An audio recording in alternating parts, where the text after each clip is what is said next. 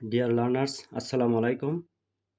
Shahjahanpur job solution coaching সেন্টারের পক্ষ থেকে আন্তরিক অভিনন্দন এবং শুভেচ্ছা। শূন্যস্থান পূরণ। The captain has to the ship carefully.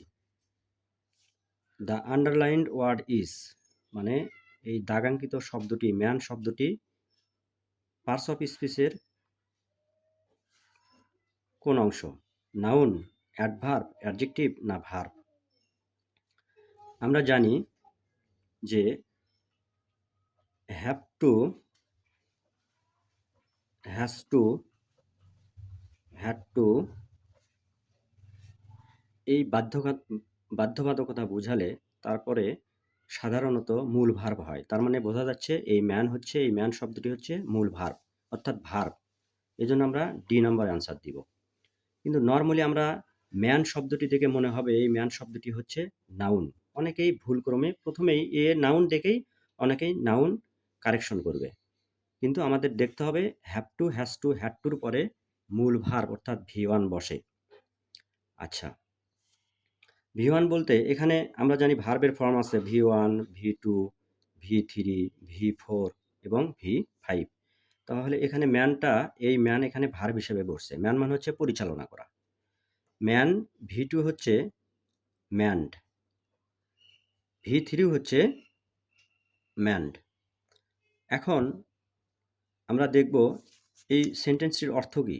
The captain has to, ক্যাপ্টেনকে হ্যাজ টু ম্যান পরিচালনা করতে হবে, দ্য শিপ জাহাজটিকে পরিচালনা করতে হবে কেয়ারফুলি সতর্কভাবে বা সতর্কতার সহিত।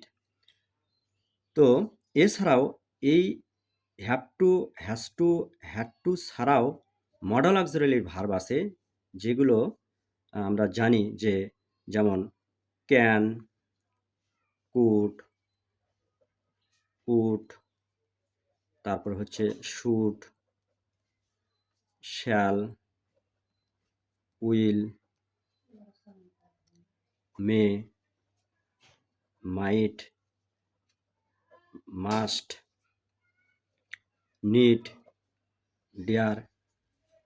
এছাড়া হচ্ছে ক্যান নট, বাট অথবা কুড নট, বাট।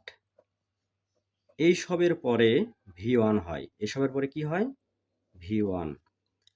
আমরা মনে রাখবো জাস্ট শব্দ দেখেই আমরা সিলেকশন করতে পারবো যে কি হবে, মুখস্থ করার দরকার নাই।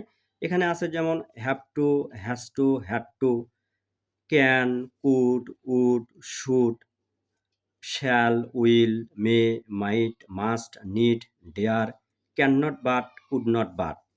তো এগুলো মডেল অক্সিলারি ভার্ব এবং এইসবের পরে V1 বসে।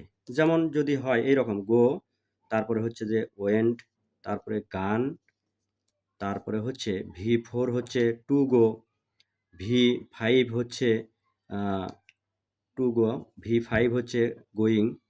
এগুলো হচ্ছে ভার্বের রূপ। অর্থাৎ এটাকে বলা হয় হচ্ছে যে V1, এটা V2, এটা V3 আর V4, V5। এটাকে আবার ইনফিনিটিভও বলা হয়। এটাকে কি বলা হবে? ইনফিনিটিভ, অর্থাৎ আই দ্বারা প্রকাশ করি। আর এইটাকে V5কে বলা হবে ভার্বের সাথে, মূল ভার্বের সাথে আইএনজি। এটার নাম হচ্ছে জিরান্ট অথবা পার্টিসিপল। জিরান্ট অথবা পার্টিসিপল। এক কথায় এই V4 আর V5কে টু সহ মূল ভার্ব আর হচ্ছে ভার্বের সাথে আইএনজি। তো টু সহ মূল ভার্ব ইনফিনিটিভ, আর হচ্ছে ভার্বের সাথে আইএনজি, মূল ভার্বের সাথে আইএনজি, তার নাম জিরান্ডও হতে পারে, প্রেজেন্ট পার্টিসিপলও হতে পারে। অর্থাৎ পুলিশের আইজি বলা হয় এটাকে, আইজি অফ পুলিশ। অর্থাৎ পিতে হচ্ছে প্রেজেন্ট পার্টিসিপল, জিতে হচ্ছে জিরান্ট, আইতে হচ্ছে ইনফিনিটিভ। ইনফিনিটিভ হচ্ছে এইটা, এইটা, আর এইটার নাম গোয়িংটা প্রেজেন্ট পার্টিসিপলও হতে পারে, জিরান্ডও হতে পারে। তো এইখানে এই have to, has to, had টুর পরে ভার্বের বেস ফর্ম হবে। অর্থাৎ অর্থটা হচ্ছে এরকম, the captain has to man, ক্যাপ্টেনকে পরিচালনা করতে হবে বা চালাতে হবে, দ্য শিপ জাহাজটিকে চালাতে হবে কেয়ারফুলি সতর্কতার সহিত। সো আমরা আজকে শিখলাম যে এই শব্দগুলোর পর অবশ্যই মূল ভার্ব, মেইন ভার্ব হবে। আমরা আবারও বলতেছি যে ম্যান শব্দটা দেখে অনেকেই মনে করবে যে এটা নাউন হবে, কিন্তু আমাদের দেখতে হবে এখানে হ্যাজ টু আছে। এখানে কি আছে? হ্যাজ টু আছে। এই হ্যাজ টুর পরে কি বসে? পার্টস অফ স্পিচের ভার্ব বসে। তো ধন্যবাদ সবাইকে। ভালো থাকবেন, সুস্থ থাকবেন। আসসালামু আলাইকুম।